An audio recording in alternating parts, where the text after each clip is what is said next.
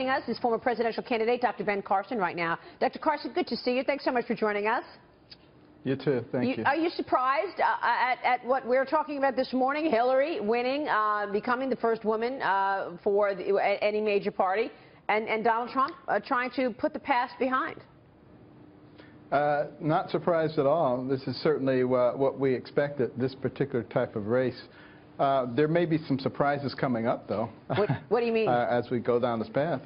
I have no idea what's going to happen with the FBI investigation of Hillary Clinton and what dynamics that will play in the race. But it's substantial, and I don't think many people are talking about it. We're sort of putting our heads in the sand and saying, let's not talk about that. But I think it could be a major factor. Yeah, we were just talking about that a minute ago. Jagan brought that up, and the fact is it's sort of up to Mr. Comey at this point, right? I mean, when are we going to get the details of this investigation, and when will she actually speak to the FBI? She's been saying this whole primary season, I can't wait to speak to them. Well, you know, what's interesting, though, is, you know, regardless of the legality or illegality of what she did, the judgment issue is what is so important.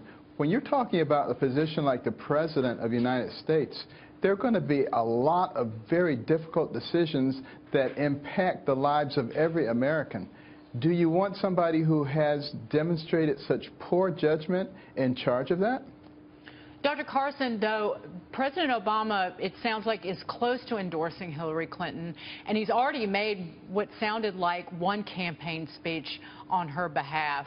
More to come. Do you think that he would go out on a limb if it was a tricky limb that could snap, meaning if an indictment recommendation was really on the horizon? Well, I think he has to take into consideration the fact that if Hillary gets in, his legacy will be protected and it will be enhanced.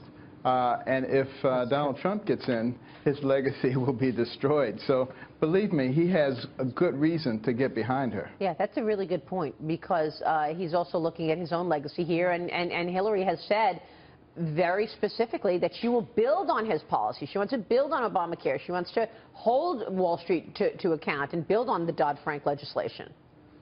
And what that really means is a continuation of the pathway that we're on. 75% of Americans believe we're on the wrong pathway. Do they want to continue down that wrong pathway? And again, history is a great instructor. If we look back at other pinnacle nations and the things that happened to them before their fall, you can see many of those things coming right now. Why don't we learn from those things and take corrective action before it occurs? Maybe it's just human nature. Maybe we're not able to learn. Dr. Carson, I have kind of a nerdy campaign question for you. Do you think that Donald Trump, is he focused now on sort of building up his data and analytics operation and sort of the fundamental foundations of a campaign now that he's won the nomination? Well, obviously, those things are important, but the more important thing is that he continued to connect to the people. The people understand that there is a major problem. And it's a Republican problem and it's a Democrat problem. It's a matter of the government having grown and infiltrated and trying to dominate the people. Exactly what our founding fathers said would happen if we took our eye off the ball. And now it's time for the people to stand up and to say, no more of this. Now, they're willing to take a risk on an unknown political entity like Donald Trump to say that we don't want to continue down this pathway because we know that's not going to lead us to the right place. Yeah, and at this point it looks like he's softening his tone a little. He definitely did last night, promising to make the party proud. Listen to this, Dr. Carson.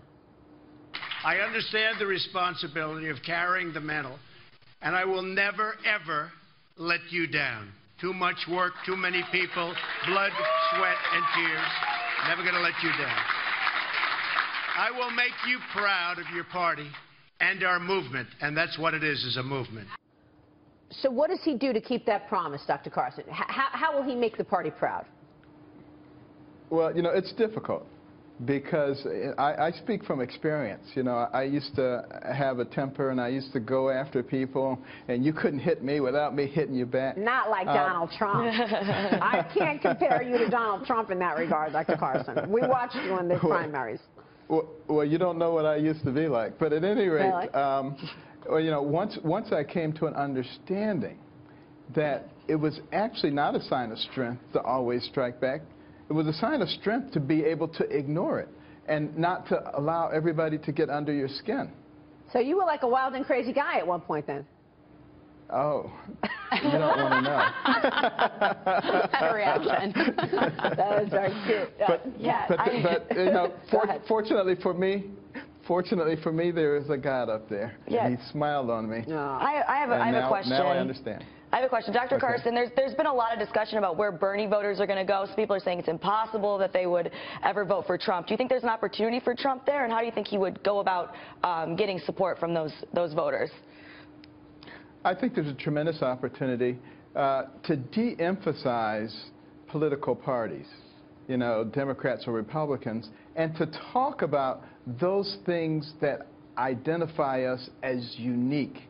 What makes America that shiny city on the hill? If you begin to talk about those things, that will resonate with everybody. I mean, everybody should be impacted by the accumulating debt. Their children and their grandchildren will be impacted by that. Everybody is impacted by, you know, terrorists who want to destroy us. You need to focus on those kinds of issues, on education, which is, you know, what empowers people, gives you the ability to control your own life. And if he begins to focus on those things, I think a lot of people will not so much concentrate on Democrat or Republican. Do you think as the general election begins to take shape, the importance of the VP pick gets greater? I mean, particularly where, you know, you see all the negatives, the high negatives for Donald Trump and the high negatives for Hillary Clinton. How important this campaign will the vice presidential name be? I think it may be more important than it traditionally has been. I think it'd be very, very important to pick a vice president who doesn't just do the traditional vice presidential role, but who really can play a substantial role in helping to resolve these incredible problems that we have. Yeah. So he needs to pick somebody who has the ability to accomplish things.